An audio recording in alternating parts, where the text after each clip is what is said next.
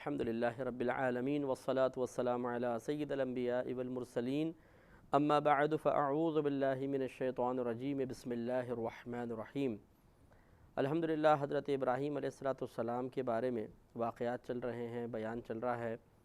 اور وہ تمام آیات جو اللہ تعالیٰ نے آپ کے فضائل میں، آپ کی مدح میں، آپ کی ثنا میں ذکر کی،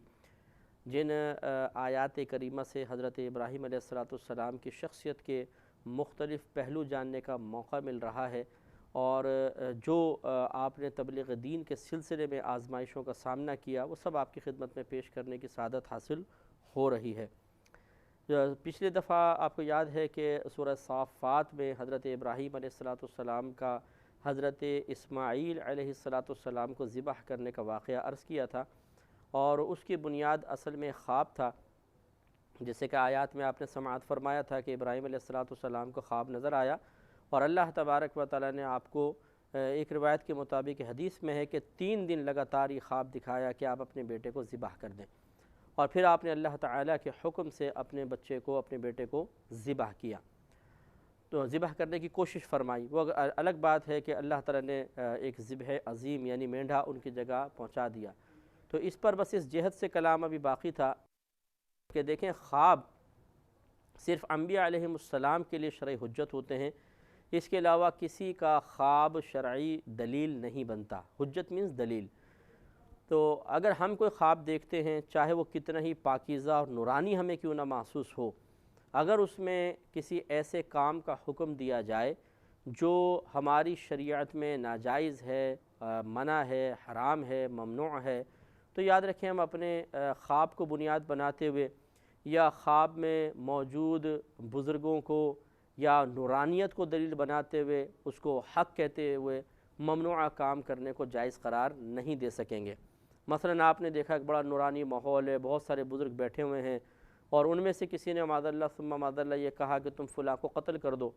اور ہم نے جب خواب دیکھ رہے تھے بڑی سکون محسوس ہو رہا ہے، طمانینت محسوس ہو رہی ہے، جیسے ہوتا ہے کہ جب آدمی جاگتا بھی ہے تو بعض اوقات اچھے خواب کا ایک اثر ہم پر طاری ہوتا ہے، تو اگر ہم نے جاگنے کے بعد چاہے سکون بھی محسوس کیا لیکن اس خواب کے تقاضے کے مطابق کسی انسان کو قتل نہیں کر سکتے ہیں، اور یہ یقین رکھنا ہوگا کہ یہاں 2 صورتیں ہوئی ہیں،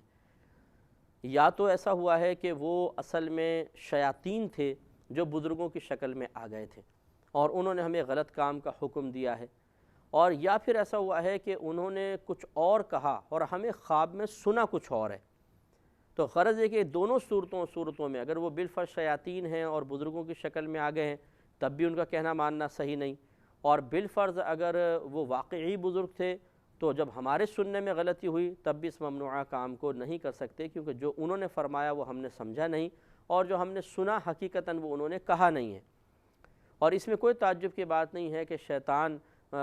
نبی کریم صلی اللہ علیہ وسلم کے علاوہ ہر ایک کی شکل میں آ سکتا ہے، یعنی کسی کے بھی بارے میں کہ اپنے بارے میں منسوب کر سکتا ہے میں فلاں ہوں، جیسے کہ آپ کو یہ مشہور واقعہ ہے، سیدنا شیخ عبد القادر جیلانی رحمۃ اللہ علیہ عبادت فرما رہے تھے تو آپ نے آسمان پہ ایک نور سا دیکھا، اور اس میں سے آواز آئی کہ اے عبد القادر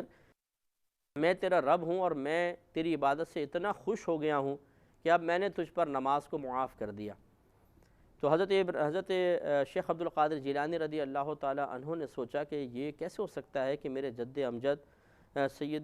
سید دو عالم صلی اللہ علیہ وسلم پر تو نماز معاف ہوئی نہیں، مجھ پر کیسے ہو جائے گی؟ تو آپ سمجھ گئے کہ یہ شیطان ہے، اور آپ نے لا حول ولا قوت الا باللہ پڑھا تو وہ نور اندھیرے میں بدل کر دھوئیں سے کالا سا دھواں ہوا اور وہ زمین پر آ گرا اور شیطان بن گیا، یعنی شیطان نے اپنے آپ کو ظاہر کر دیا، اور اس نے کہا کہ اے عبد القادر آج تیرے علم نے تجھے بچا لیا۔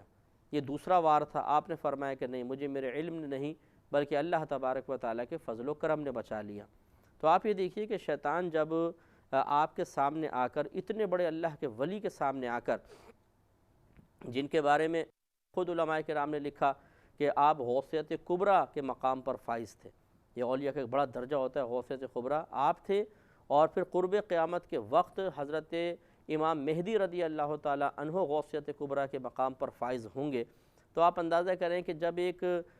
غوثیت کبریٰ پر فائز شخص کے سامنے شیطان آ کر اور اپنے آپ کو خدا کہہ سکتا ہے کہ میں تیرا رب ہوں، تو اندازہ کریں کہ پھر آپ کے میرے خواب میں شیطان آ کر اگر بزرگ کی شکل میں کسی کے آ کر اور کوئی الٹی سیدھی بات بول دے تو اس میں کون سے تعجب کی بات ہے؟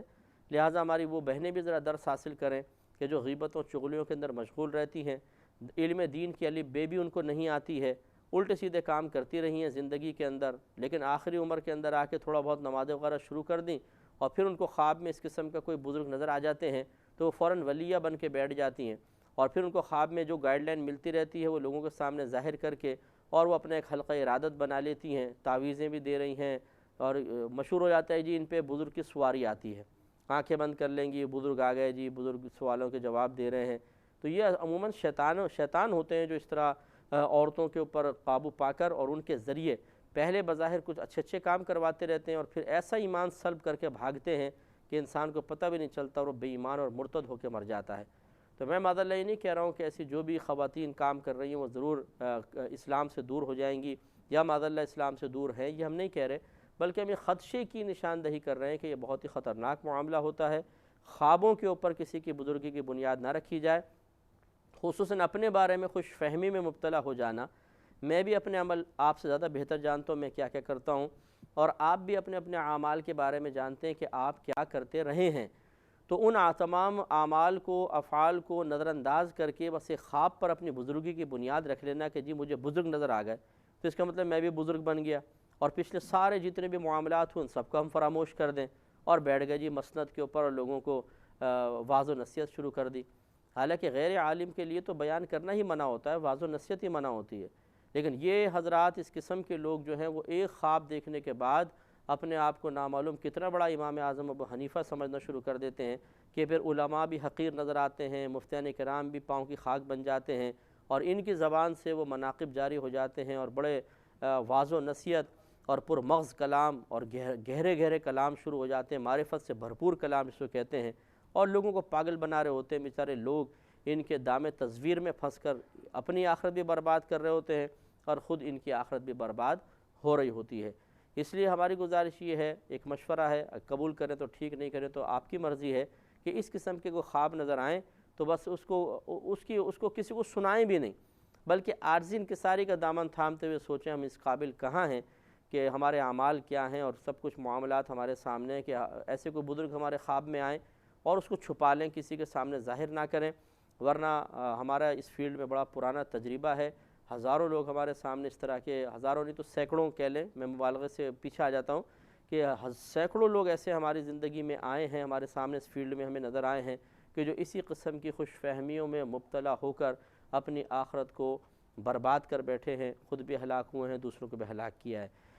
اس لیے ان چیزوں سے ذرا بچنا چاہیے اور انسان بس عاجزی انکساری کے ساتھ رہے، یہ سب سے بہتر ہے، خوابوں پہ بنیاد نہ رکھی جائے۔ اب سورہ انعام ہے، اس میں 75ویں آیت میں، اس میں 74ویں آیت میں ابراہیم علیہ السلام کا اسی طرح ایک تبلیغ کا واقعہ ہے، اور آپ کے بچپن کے معاملات کو بھی ذکر کیا گیا ہے، بہت دلچسپی والے معاملات ہوں گے، میں عرض کرتا ہوں اس کے ضمن میں انشاءاللہ ذکر کریں گے۔ تو یہ پہلے یاد رکھیے کہ ابراہیم علیہ السلام جو ہیں، آپ کو جسے بتایا تھا کہ نوح علیہ السلام کی نسل سے ہیں، اور آپ نمرود ابن کنعان جو ایک بڑا جابر بادشاہ تھا، اس کے زمانے میں آپ پیدا ہوئے تھے،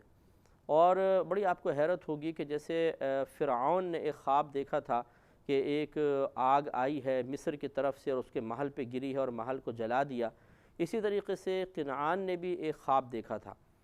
اس نے خواب دیکھا کہ ایک ستارہ طلوع ہوا ہے اور وہ اس ستارے کی روشنی سے اس کا محل وغیرہ شہر جل گیا ہے۔ فرعون نے بھی معبرین کو بلایا اور اس نے بھی تعبیر بیان کرنے والوں اور نجومیوں کو بلایا،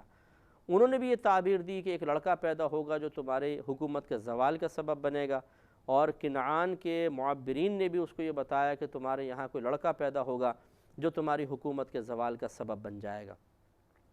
فرعون نے بھی حکم دیا تھا کہ لڑکوں کو ذبح کر دیا جائے، صرف بچیوں کو چھوڑا جائے، اس نے بھی حکم دے دیا کہ کوئی اب بچہ پیدا نہیں کرے گا اور جتنے لڑکے پیدا ہوں گے سب کو قتل کر دیا جائے گا۔ تو یہ ایک مشابہت ان دونوں واقعات کے اندر بہت زیادہ ہے۔ تو حضرت ابراہیم علیہ السلام کی والدہ ماجدہ کم عمر خاتون تھیں، اور ان کے جب حمل ٹھہرا تو مفسرین نے فرمایا کہ وہ پتہ نہ چلا کہ آپ کو حمل ہے، تو وہ چھپا کر رکھتی تھیں، اور جب آپ کی پیدائش کا وقت آیا تو ان کے والد صاحب نے شہر کے باہر ایک تہخانہ تھا جو بنایا ہوا تھا، کھودا ہوا تھا، ان کی والدہ وہاں چلی گئیں، اور وہاں اس تہخانے میں حضرت ابراہیم علیہ السلام کی ولادت مبارکہ ہوئی، اور والدہ وہیں پر چھوڑ کر بچے کو دروازوں پہ اینٹ لگا کر تشریف لے آتی تھیں، پھر جب موقع ملتا جا کر دودھ پلا دیا کرتی تھیں، اور وہ خود بیان کرتی ہیں، روایات میں آتا ہے کہ بسا اوقات جب وہ جاتی تھیں تو حضرت ابراہیم علیہ السلام اپنی انگلی کو چوس رہے ہوتے تھے اور اس سے دودھ جاری ہوتا تھا۔ اب اس میں اختلاف ہے کہ وہاں پر آپ کتنے عرصے تک رہے، تو بعض نے کہا کہ آپ 7 برس رہے ہیں، بعض نے 13 برس لکھے ہیں، اور بعض مفسرین نے 17 برس لکھے ہیں کہ ابراہیم علیہ السلام اسی تہخانے کے اندر رہے اور کسی طریقے سے اپنے آپ کو ظاہر نہ فرمایا۔ پھر جب ابراہیم علیہ السلام بڑے ہو گئے تو پھر یہ واقعہ ہوا جو یہاں پر لکھا ہے، میں اس کو ملا کر پھر انشاءاللہ میں عرض کرتا ہوں۔ وَإِذْ قَالَ إِبْرَاهِيمُ لِأَبِيهِ آزَرَ أَتَتَّخِذُ أَصْنَامًا آلِهَةً، اور یاد کیجئے کہ جب ابراہیم علیہ السلام نے اپنے چچا آزر سے فرمایا کہ کیا تم بتوں کو اپنا معبود بناتے ہو، انی اراک وقومک فی ضلال مبین، بے شک میں تمہیں اور تمہاری قوم کو کھلی گمراہی میں دیکھتا ہوں۔ وَكَذَلِكَ نُرِي إِبْرَاهِيمَ مَلَكُوتَ السَّمَاوَاتِ وَالْأَرْضِ، اور اسی طرح دکھاتے ہیں ہم ابراہیم کو آسمانوں اور زمین کی بادشاہتیں، وَلِيَكُونَ مِنَ الْمُوقِنِينَ، تاکہ ہو جائیں وہ یقین رکھنے والوں میں سے۔ اس پر میں انشاءاللہ کلام کرتا ہوں۔ پہلے آپ نے اپنے تبلیغ کا اللہ تعالیٰ نے تھوڑا سا ذکر کیا، لیکن اب یہ بچپن کا پہلے معاملہ آیا، پہلے اس کو ذکر کرتے ہیں پھر دوبارہ اس کی طرف جائیں گے۔ فَلَمَّا جَنَّ عَلَيْهِ اللَّيْلُ، پھر جب ان پر رات کا اندھیرا چھا گیا، تو اب یہ تہخانے کی بات ہے، مفسرین نے لکھا ہے کہ تہخانے میں جب آپ 13 برس کے یا 17 برس کے ہو گئے اور آپ میں اچھی طرح احساس و شعور بیدار ہو گیا، اور آپ نے اپنی قوم کو دیکھا، پتہ چلا آپ کو کہ قوم جو ہے بت پرستی میں مبتلا ہے، کوئی ستاروں کی پوجا کر رہا ہے، کوئی چاند کی پوجا کرتا تھا، کوئی سورج کی پوجا بھی کرتا تھا، تو آپ نے ایک دفعہ بیٹھے ہوئے تھے تو آپ نے نگاہ دوڑائی، آسمان رات کا وقت تھا، ستارہ نظر آیا،